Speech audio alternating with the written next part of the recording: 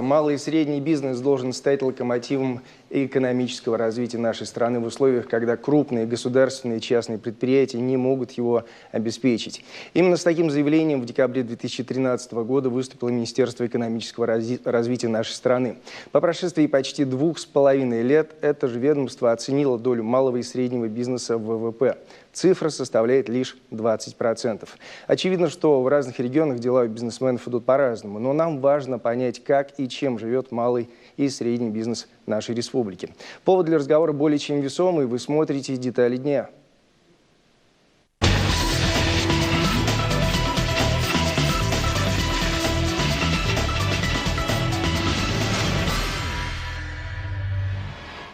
Сегодня в Сыктывкаре состоялся Республиканский форум предпринимательской инициативы 2016. Цель форума проста и ясна – понять, что из себя представляет малый и средний бизнес нашей республики и что даст толчок его развитию. Как отметили участники форума и федеральные эксперты, коих приехало немало, бизнес чувствует себя не очень хорошо и далеко не потому, что предприниматели не справляются с собственными бизнес-задачами. Бизнес так и не станет бизнесом, покуда всевозможные надзорные органы не избавят его от своего навязчивого контроля, говорят эксперты. Продолжит Любовь Лапина.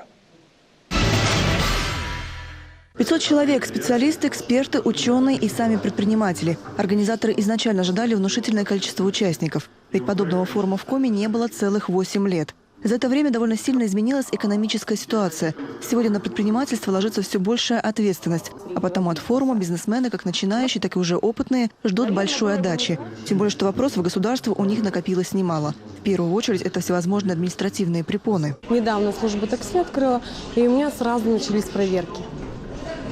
Один за другим. Самое для меня... Я еще не успела встать на ноги, а уже как-то... как говорится, ущемляет меня. Еще один не менее важный вопрос – правовая безграмотность. Иметь под боком юриста могут позволить себе далеко не все начинающие предприниматели. Между тем, самостоятельно разобраться в тонкостях федерального и республиканского законодательства не всем под силу. Есть регламент, мы это знаем, эксперты это знают. Как должны документы быть оформлены, что требует, чтобы было положительное решение. Но предприниматель, если мы любую отрасль сейчас возьмем, там, не знаю, бытовое обслуживание, да, он обувь ремонтирует, ему некогда этим заниматься, он должен целый день сидеть в интернете, следить за этими изменениями в законодательстве и так далее, и так далее. Вот это очень тяжело, то есть не всегда не знают, что нужно от них. То есть он пришел, думает, очень хорошо, сейчас я павильон поставлю, буду торговать яблоками. Оказывается, не так все просто. Конечно, за последние 5 лет, как признаются на форуме и сами предприниматели, в Коми сделано многое для начинающих бизнесменов. Есть поддержка и информационная, методическая, и финансовая. Впрочем, развивать именно инновационные проекты в республике по-прежнему проблематично. Того, что мы удалены относительно от, скажем, в том числе индустриальных центров, хотя республика является центром, в том числе индустрии, но в большей степени добывающей промышленности. А вот в сфере высоких технологий есть определенные, скажем, еще резервы для возможностей в Республике Коми. На наш взгляд, этот форум, наверное, отчасти поможет снять ряд вопросов с повестки дня. По мнению предпринимателей, республике сегодня нужен собственный венчурный фонд, который бы занимался финансированием разработок на ранней стадии. Ведь без попытки вывода на рынок технологию опробовать довольно-таки сложно. И уж тем более сложно оценить, будет ли она востребована. Мало того, государственным структурам сегодня нужно обратить внимание и на продвижение собственной продукции за пределы региона. Для того, чтобы наращивать производство продукции, нужно, конечно, выходить за пределы Республики Коми. А для этого нужна как раз поддержка республики, да, в Москве, в Питере, в больших городах, как раз по какой-то компенсации либо аренды, либо по помощи с торговым сбором, потому что это совсем маленький бизнес, и оборотных средств, которые они могут извлечь, допустим, и пустить на развитие там, это затруднительно. Финансовый вопрос в целом стал одним из самых проблемных на форуме. На развитие бизнеса, причем неважно в самой Коми или за ее пределами, нужны оборотные средства. Но сегодня ставки по кредитам запредельные – от 18% до 22%. Этот вопрос также нужно решать. Так вот, согласно данным федерального портала малого и среднего бизнеса Министерства экономического развития нашей страны, за 2014 год, поскольку почему-то это последние данные о нашей республике на этом ресурсе, на поддержку предпринимательства из федерального бюджета был выделен 71 миллион 691 тысяча рублей. Для сравнения, в 2013 на эти цели было направлено почти в 2 раза больше средств, а именно 115 миллионов 711 тысяч рублей. Территориальный орган Федеральной службы государственной статистики по нашей республики сообщает, что на сентябрь прошлого года в республике действовало 1056 малых и 149 средних организаций по видам экономической деятельности. И задействовано в этом малом и среднем бизнесе было 42 тысячи человек. Как обстоят дела предпринимателей сегодня и, самое главное, каковы перспективы их деятельности, мы обсудим сегодня с нашим гостем, а именно председателем Совета Коми Республиканского регионального отделения Общероссийской общественной организации «Деловая Россия» Сергеем Артиевым. Сергей Вячеславович, здравствуйте. Добрый вечер. Вот я озвучил определенные цифры. Как вы считаете, вот с точки зрения обеспечения федеральной помощи, достаточно вот этих сумм для того, чтобы бизнес в республике малый и средний развивался? Вы знаете, я думаю, что вопрос, наверное, касается, я просто смотрю до сих пор на цифры, не столько размера федеральной помощи, сколько, наверное, нашей инициативы, потому чтобы эта помощь была больше. То есть федеральный центр – это власть на федеральном уровне, с которой нужно работать, нужно доказывать и убеждать в том, что республика нуждается в таких деньгах, и они пойдут в конкретный сектор экономики, это будут новые рабочие места, и это благо для региона и благо для федерации. Да, понятно, что работать нужно на этом уровне, но это с помощью, опять-таки, правительства республики, в первую очередь, проще. Конечно. А вот внутри, в нашем мире Республики Коми, созданы ли необходимые условия для развития? Вы знаете, я думаю, что я бы не стал сегодня говорить о том, что много или мало та цифра, которая выделяется сегодня на поддержку предпринимателей. Да? Вот, опять же, много это или мало. Если мы говорим про линию Минэка, то Минэкономразвития, то это в прошлом 2015 году деньги были сопоставимы, там, по-моему, 170 миллионов рублей по тем или иным видам поддержки, лизинг, там, компенсации и так далее. Это в республике? В Республике Коми, да. Если мы говорим по поводу ресурсов и средств, потраченных по линии Минсельхоза, там, на компенсацию, например, там, капитальных затрат на строительство различных сооружений и строение, так сказать, в сфере фермерства, то это порядка 800 миллионов рублей. Сумма достаточно внушительная. Но я бы сегодня говорил, наверное, немножко о другом, что определяющим является не та помощь, о которой мы говорим. Потому что даже 170 миллионов рублей в рамках нашей Республики Коми – это небольшие деньги, учитывая то, что сколько сейчас стоит. И более того, мы же хотим помогать и тем, кто только-только начинает бизнес. В первую очередь, причем? В первую очередь.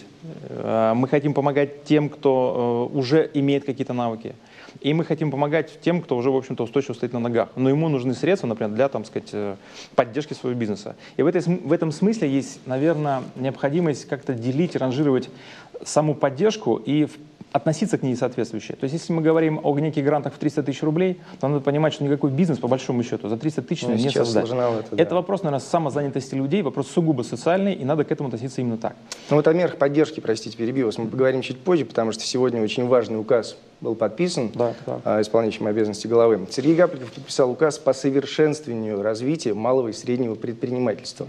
Помимо самих мер помощи, которые там описаны, есть пункт, в котором рекомендовано, это важно, только рекомендовано органам местного самоуправления принять муниципальные правовые акты по утверждению аналогичных мер поддержки малого и среднего предпринимательства. А вот что сказал глава на эту тему. Давайте посмотрим. Я человек достаточно ответственный, и для меня не то что бумага, даже слово является признаком состоятельности чиновника. Понимаете? Вот бывают такие случаи, когда, вот, ну ты, слушай, Вась, ну ты там сходи, давай, займись, делай, я тебе потом там выпишу, ну сейчас вот времени нет, или кто-то там в отпуск ушел, ты давай делай, мы потом все сделаем. Коллеги, может быть, это, конечно, сейчас прозвучит не очень законно, но я всех предупреждаю, если вы рот свой открыли, кому-то что-то пообещали, и не дай бог это не выполнили, я вас на запчасти разберу. Понятно, да? Это касается всех. Вот весьма просто и доходчиво, да, как мне кажется. Указ очень долгожданный, потому что еще в сентябре прошлого года моя коллега Елена Шумилова в формате проекта «Ваш защитник» рассказала, как нелегко предпринимателю найти понимание с муниципальной власти. Я хочу еще показать одно видео, после которого мы продолжим беседу. Покажите, пожалуйста.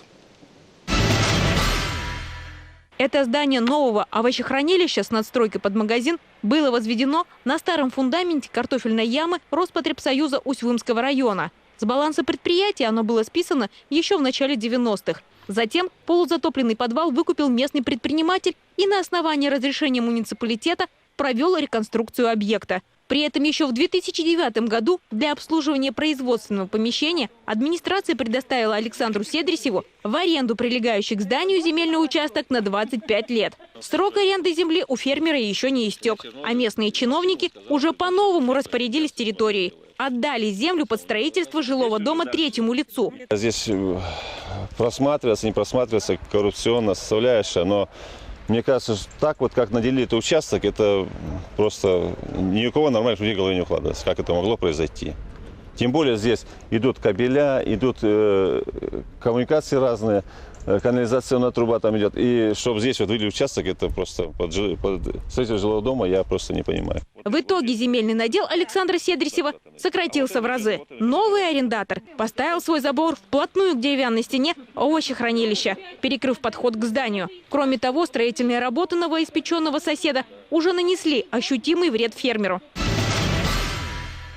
Ну вот, наверное, никого не удивлю, если скажу, что проблема этого предпринимателя не решена. Мы связывались с ним сегодня, буквально завтра у него очередной арбитраж. И понятно, что это далеко не единичный случай для нашей республики. Вы в свое время работали и занимались бизнесом в различных районах. Скажите, вот вам приходилось как-то выстраивать отношения с местной властью, муниципальной властью? И самое главное, необходимо ли вообще выстраивать какие-то отношения, если вы приходите в район, вы платите налоги, в этот муниципальный бюджет, собственно, выполняете все необходимые функции? Безусловно. Я думаю, что результат любого бизнеса – это, наверное, еще помимо конъюнктуры, так сказать, спроса, так сказать, потребностей в его услуге, это еще некий деловой климат и атмосфера на той территории, на которой он работает. Понятно, что сегодня любой предприниматель, который ведет свою деятельность на территории района, наверное, должен понимать перспективы развития района. Район должен в нем нуждаться, должен быть постоянный диалог. И честно скажу, вот, наверное, сегодня один из результатов нашего форума – это то, что мы видим, что, к сожалению, диалог не всегда присутствует. Более того, зачастую бывают случаи, когда это вредительство. Когда предприниматель стучится в ворота и говорит: слушайте, я хочу сделать то-то-то, там есть инициатива, есть описанный проект, есть бизнес-план, я деньги потратил в конце концов. Там, да? А мы говорим: слушай, ну не до тебя, не сейчас и не потом. Не очень интересно. Не очень интересно. Вот в этой связи, я думаю, зачастую, может быть, не всегда на территориях есть четкое понимание вообще, а что интересно, то есть что интересно району. То есть если это не интересно, то как тогда глава района видит развитие этого района? То есть, я не знаю, в услугах ли такси, в парикмахерских, магазинах, там, сказать, фермерством и так далее, и так далее. И тогда ему проще, определившись, посчитав, что необходимо, в чем нуждается район, предложить это на, условно, откуп вот как раз местным и не местным предпринимателям тоже. Тогда и диалог начинается, тогда видно заинтересованность, у него есть мотив пригласить сюда того, кто умеет, хочет и может. И по этому показателю мы можем оценивать профессионализм, в первую очередь, главы поселения. Абсолютно. Мы работаем в прямом эфире, у нас есть звонок. Здравствуйте, мы вас внимательно слушаем. Добрый вечер. Добрый. Меня зовут Ольга, я звоню из Сыктывкара. У меня такой вопрос. Зачем вообще сегодня идти в бизнес? Спасибо. Ну вот давайте ответим, как поняли. Как понял? Ну, наверное, начну с того, что фактически предприниматель отличается от, будем говорить так, от любого, наверное, другого человека, вовлеченного в другую сферу жизни и деятельности, наверное, тем, что он себе точно не гарантирует, никак не может обеспечить тот доход, на который он рассчитывает. Это, условно говоря, на удачу, что называется, да? Исходя из мозгов, терпения, желания, так сказать, навыков и так далее.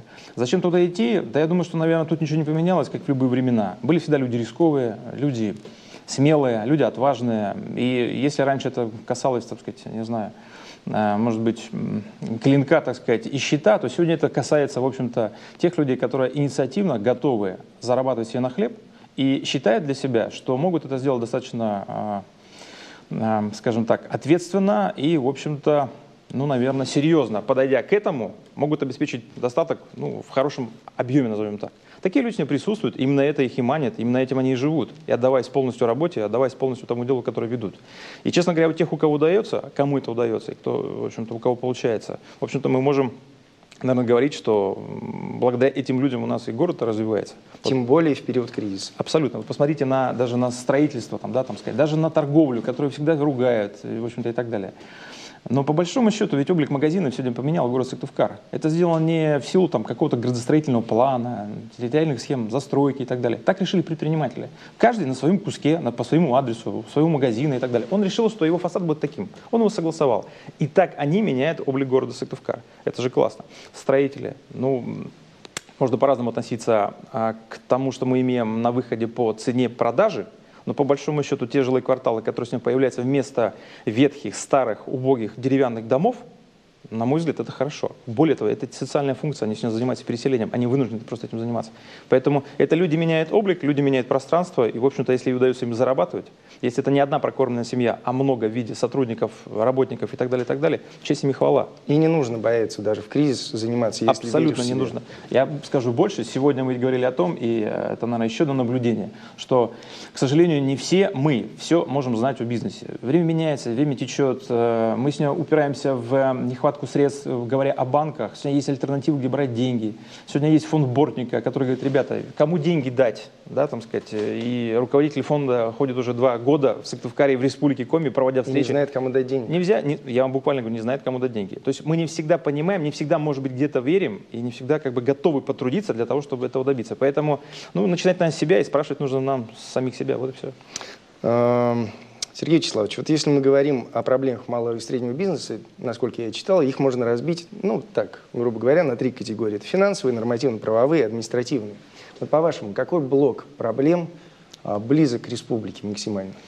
Я думаю, что я не удивлю, и я думаю, что проблематика, например, одна и та же в целом по стране, может быть, с некой спецификой в свою сторону, но я думаю, что это все-таки блок финансовый.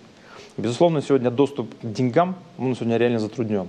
Доступ к рефинансированию, так сказать, тех кредитов и займов, которые были произведены раньше, он реально затруднен. Банки, безусловно, сегодня держат малый бизнес, причем сегментарно. Это строительство, это лесная сфера, это торговля в неких стоп-листах. То есть получить сегодня кредит на предпринимателя, ведущему торговлю, или, так сказать, лесной бизнес и так далее, крайне сложно. И тут тоже можно поднять банки, потому что сегодня они живут по инструкции ЦБ. Центрального банка. Она тоже ведет себя своеобразно. Своеобразно весьма. И когда мы говорим о том, с одной стороны, надо импортозамещать, а нужно больше вкачивать денег в экономику, то, честно говоря, на практике не всегда это получается. И в этой связи тут, наверное, все-таки должен быть обоюдный путь, когда и банки готовы рисковать в этом смысле, а не прикрываться некой инструкцией, говорить: слушайте, тут мы не видим проекта, не видим некой целесообразности. Но они же рискуют своим бизнесом, мы тоже это понимаем. Совершенно правильно. И в этом смысле есть смысл менять эти отношения и менять, наверное, структуру и процедуру, по которым работают банки. И, в общем-то, это один из еще подытогов нашей дискуссии, нашего форума. К теме кредитования мы буквально после телефонного звонка как раз вернемся. Он у нас есть. Здравствуйте, мы слушаем вас. Здравствуйте. Добрый вечер. У меня вопрос такой насчет малого как раз бизнеса. Значит, у меня магазин, я начала работать в деревне. И получается, жителей мало. Я бы хотела помочь своему магазину купить оборудование, чтобы там терминал поставить. Но мне сказали, помощи такой не может быть, так как в торговлю помощь никакая не выдается. Спасибо. Как бы ответить, наверное, в 2 части ответа, да. Первый момент. Во-первых, предприниматель, который идет на эту стезю, вступает на нее, наверное, должен понимать и все-таки опираться только на себя. Почему? Да потому что очень просто. То есть, когда у нас не получается, мы, собственно, пытаемся всегда найти поддержку, помощь, если не крайних. Но когда у нас получается, мы же не делим свою прибыль со всеми подряд. Это же тоже очевидно, да? В этой связи, я думаю, тут нужны, наверное, более взвешенные решения. И если человек все-таки ринулся на, так сказать, в такой формат торговля, магазинчик, так сказать, может быть, село, то нужно, наверное, более отчетливо понимать, почему он делает именно такие шаги.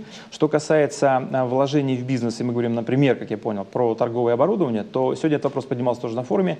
И, честно говоря, пока нет, наверное, четкого решения, вопрос проработки, но подход, по крайней мере, должен быть очень простой. То есть, если это продовольственный магазин, и вы хотите, чтобы вам государство компенсировало оборудование в сфере торговли для вашего магазина, то надо понимать, чем вы торгуете. И, может быть, логика следующая должна быть у нас, у региона, что если вы торгуете, условно говоря, продуктами, произведенными местными товаропроизводителями, причем их доля велика, собственно. Вы это можете доказать, и тут должны быть некие, так сказать, нормы и виды контроля, то, наверное, тогда я думаю, что точно есть смысл таких предпринимателей, наверное, стимулировать. С другой стороны, опять же, все непросто. Вот если мы говорим о том, что это село, и предприниматель действительно даже отчасти, наверное, реализует такую социальную функцию, как минимум он взял там продавца. Уверен, что, наверное, на селе сегодня все-таки, к сожалению, возвращаются варианты продажи, наверное, там по записи, деньги потом. Такое тоже, наверное, может быть. По сути, кредитует местное население. То есть людям удобно ходить сюда, они ездят, например, там куда-то далеко. То по большому счету тоже тут надо относиться к этому более, наверное, щадяще и исходить из того, что он создает себе комфортную услугу, он создает ее на месте, и, в общем-то, может быть, он даже и не зарабатывает по большому счету. То есть все опять зависит от подхода. От подхода на местном уровне, безусловно, поддержанным, понятным, как бы в том числе на уровне региона. Вот возвращаясь к проблеме кредитования бизнеса, одним из участников форума был депутат Госдумы Виктор Климов, и он, как мне кажется, очень доступно объяснил эту проблему. Давайте послушаем. Конечно, если говорить про кредиты, 20, 22, иногда 25% кредитов – это запретительная процентная ставка. Она невозможна ни для какого бизнеса. Вы, поскольку вы эту экономику делаете своими руками, вы это получаете лучше всех, понимаете лучше всех. И когда вот, и мы тоже, кстати говоря, понимаем, потому что знаем очень хорошо эту среду, потому что слышим это от вас регулярно в регионах, но вот эти бесконечные диалоги, которые идут в правительстве, между Минфином, Минэкономикой, значит, Центральным банком, да, там какие-то слова, там, монетарный у нас характер инфляции, или какой-то другой, вот они вот всем сидящим здесь в зале до лампочки. Потому что у вас все просто и конкретно. Есть деньги для кредитования, для развития, есть экономика, нет денег, нет экономики, и здесь ничего не поменять. И в этом смысле нам очень четко нужно понимать, что вот сегодня, мне кажется, что на всех уровнях, начиная с самого верхнего, начиная с правительства страны, нужен очень конкретный и понятный KPI. Вот я думаю, что мы в том числе на этом форуме эту идею обсудим. Вот простой и понятный. Вот когда, главное слово, когда 8-10% кредитов будут доступны всем. Вот если мы эту планку поставим для федерального уровня, а соответственно будут нормативы и региональные, да, и показатели эффективности работы в регионах, вот тогда мы будем понимать, на что ориентироваться и каким образом дальше работать. Вот помимо этой проблемы еще была обозначена проблема налогообложения. Хоть и господин Климов сказал, что за последние 2 года для именно вот этой проблемы ее решения было сделано больше, чем за последние 10 лет. Это упрощенка подоходного, налоговые каникулы. Тем не менее, пока налоговая ставка, вернее, налоговая нагрузка не будет снижена, мы не будем собирать нормальный бюджет, и у нас не будет нормальной работы. Третья проблема, которая была обозначена, и очень важно, что она была обозначена не непосредственно предпринимателями, а именно федеральными экспертами, это так называемые административные барьеры. Давайте посмотрим, как об этом сказали сегодня. Что касательно надзора, то, безусловно, сферы, например, общепита, раньше были советские стандарты, их было вполне достаточно, если говорить о плановой проверке, а внеплановой только по сигналу со стороны общества, что где-то произошла какая-то беда. Вот. А все остальное, весь вот этот нелегитимный надзор, так называемый, в кавычках, от которого как раз предприниматели и страдают, их деятельность страдает, да, он вызван прежде всего желанием поборов с этого же малого бизнеса, с которого пока еще взять нечего, пока он не расцвел. И даже когда он развился, то все равно нельзя рубить сук, на котором ты сидишь. Нужно, наоборот, подкармливать, и в то же время, да, подкармливать корову, которая дает тебе молоко. Если ты не хочешь ее сразу зарезать, а потом остаться без молока.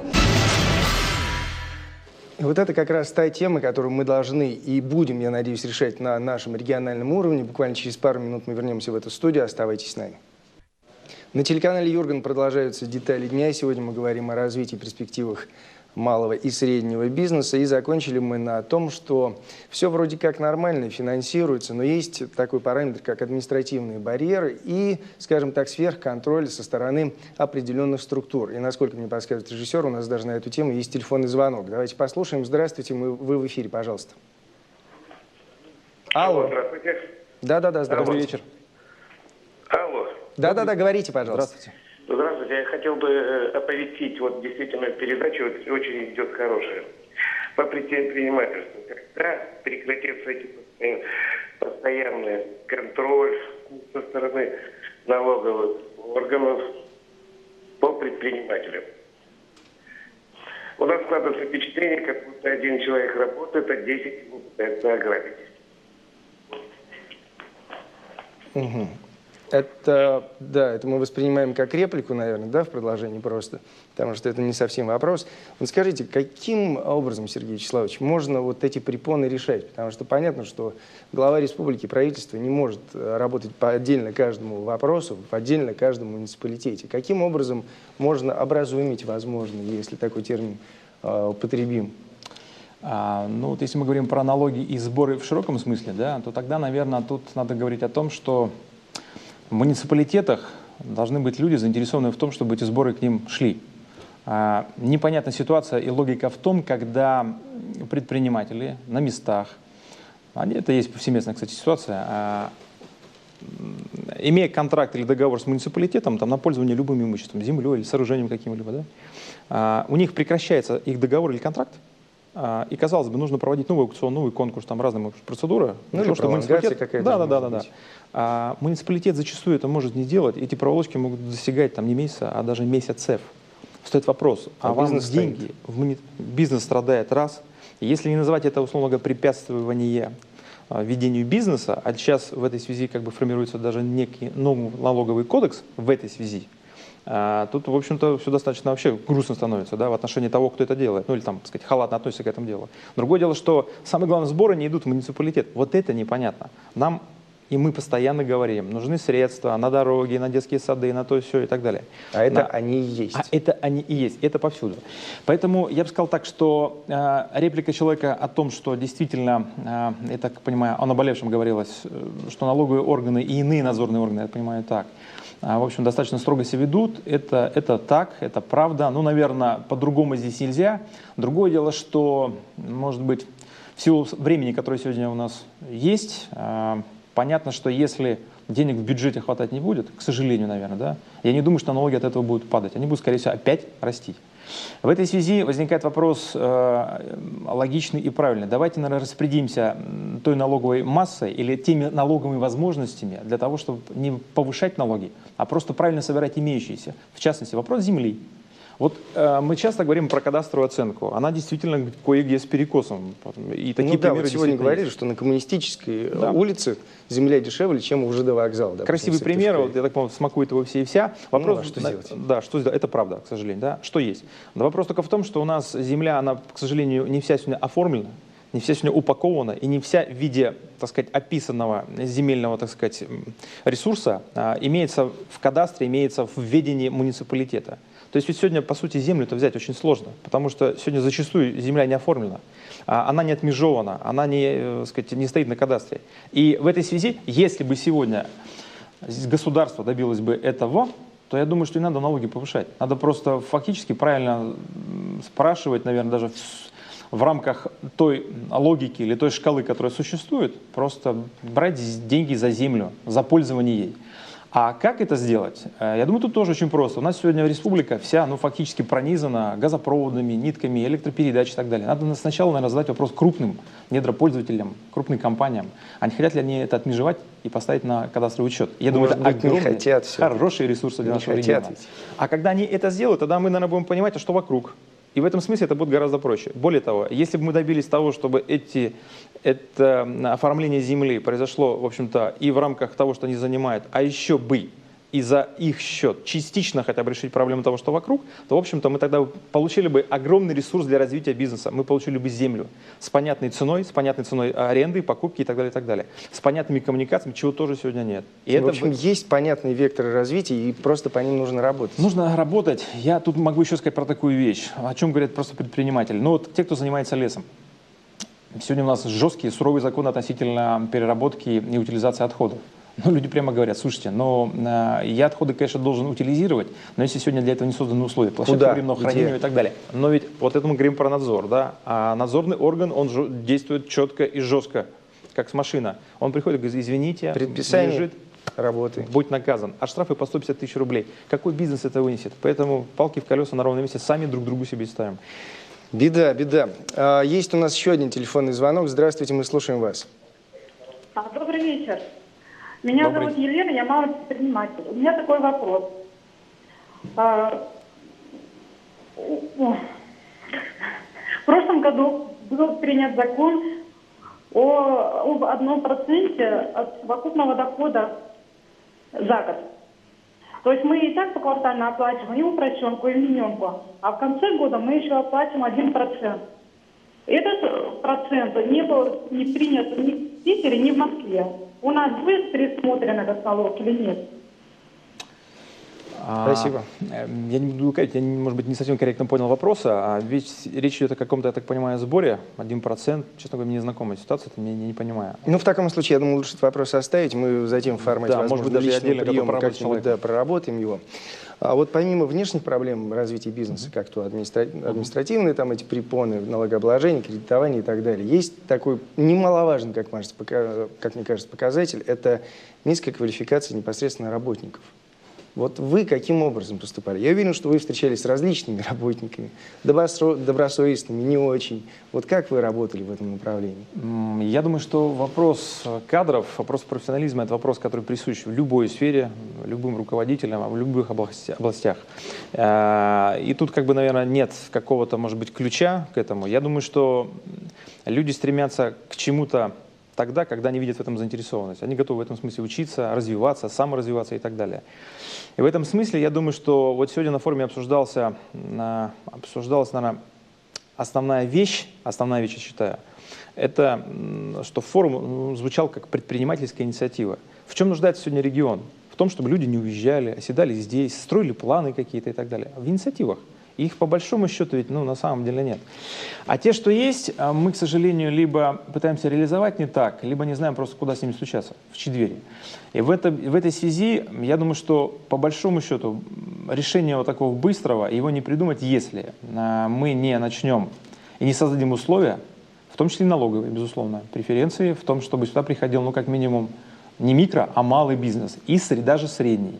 И вот сегодня уже было сказано и презентовано на форуме проект, связанный с овощеводством в рамках Нижнепогосского района. Если это будет реализовано, мы будем все только очень рады. Это огромный толчок и польза нашего региона. И я думаю, вокруг таких предприятий и есть смысл формировать как раз кусты малых микробизнесов, которые, в общем-то, будут его обслуживать и жить на этом. Ну и очень хорошо, что такие примеры у нас уже есть, когда средний бизнес не только справляется со своими задачами, но и проявляет социальную активность наряду с крупными компаниями. Давайте посмотрим этот пример. Я являюсь руководителем транспортной экспедиционной компании. Работаем мы на территории практически всей России, то есть нам не принципиально возить грузы из Сыктывкара или из Республики Коми в какой-то регион России, либо обратно. То есть мы имеем возможность работать, допустим, с Екатеринбурга в Красноярск, Красноярска в Петербург, южное направление и так далее, вплоть до Дальнего Востока. То есть плюс транспортно-экспедиторского бизнеса как раз и состоит в том, что сидя, допустим, в регионе Республики Коми, можно заниматься перевозками, организацией перевозок по всей территории Российской Федерации, от Калининграда до Сахалина. Заводы перевозят от себя готовую продукцию, материала и поставляют себе сырье. То есть мы специализируемся в основном на перевозках автомобильным транспортом, то есть это фуры.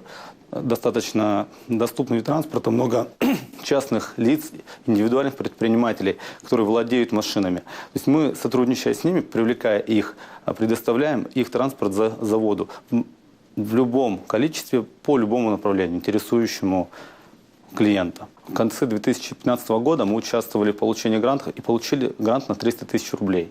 С помощью этого гранта мы смогли поменять световое оборудование на стадионе «Динамо» города Сыктывкара, с помощью которого стадион экономит значительные для них средства на электроэнергии.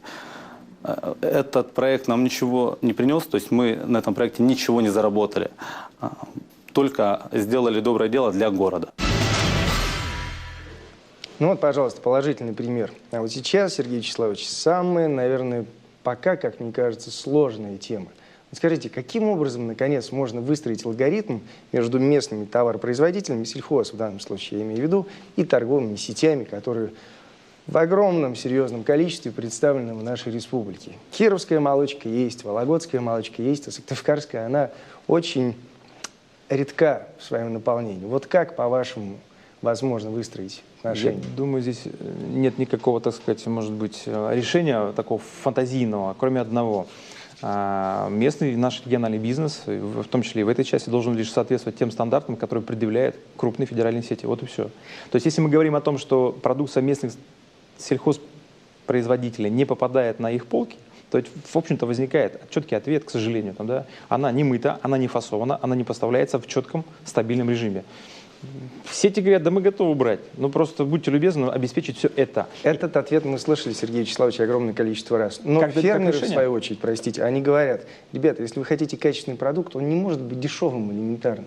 То есть сырье, доставка и так далее. Вы хотите вкусного масла, но за него надо денежку-то заплатить. Я понял. Тут вопрос, наверное, ведет в такое русло. То есть фактически, если мы говорим о том, а какие сети у нас работают на территории республики, то это дискаунтеры, да? То есть цена – определяющий момент. В этой связи я думаю, что, наверное, малый бизнес будет переходить в некую такую стадию некой кооперации, когда, так сказать, складываясь деньгами при помощи Республики Коми, в том числе, и тех видов поддержки, о которых мы уже говорили, будут появляться те овощехранилища, те логистические центры, я надеюсь на это. В том числе, это должен быть как отдельно взятый проект, который интересен и предпринимателю, который профильно будет этим заниматься. Но на площадке которого тот самый малый бизнес с территории Республики Коми просто будет сдавать свою продукцию, хранить ее, держать, перерабатывать, так сказать, и логистически доставлять до сетей. Я думаю, только так. Угу.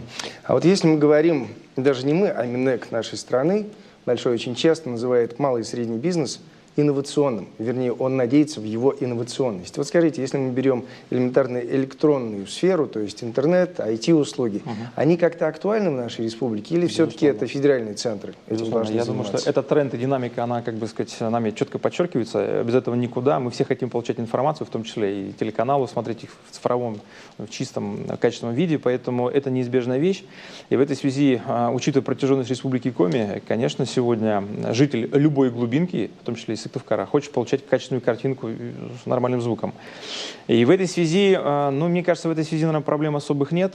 То есть, насколько я понимаю, сегодня, благодаря крупной компании, в том числе с государственным участием, мы можем получать качественные данные, информацию в качественном виде, и в этой связи я не думаю, что есть какие-то проблемы. При этом, вот сегодня, опять же, на форуме подходили ребята, которые говорят, хотим зайти на территорию Республики Коми. Некие новые форматы кабельного телевидения, дополнительные каналы, дешевле, интереснее и так далее, и так далее. Быстрее развертываются здесь и так далее. Поэтому, в принципе, вот конкуренция, она всегда хороша. Но конкуренция должна, безусловно, быть управляемой, а самое главное, ее управляемость должна быть в четкой логике региона, что регион хочет. И, исходя из этого, он устроит условия и для своих, и для всех любых других предпринимателей. Очень коротко, Сергей Вячеславович, как вы считаете, в республике сегодня больше необходим производственный бизнес или бизнес предоставления услуг? Производственный однозначно, 100%. А сфера вот конкретно? Об этом тоже говорил сегодня. Надо посмотреть, что у нас здесь является главным. Это добыча минеральных ископаемых, фактически переработка леса. Вот, коли его перерабатывать здесь и заготавливается немало, это отходы. Надо смотреть, как мы их можем использовать. С одной стороны, а с другой стороны, это жизнь в рамках того законодательства, которое у нас сегодня есть по переработке, значит, коммунальных отходов.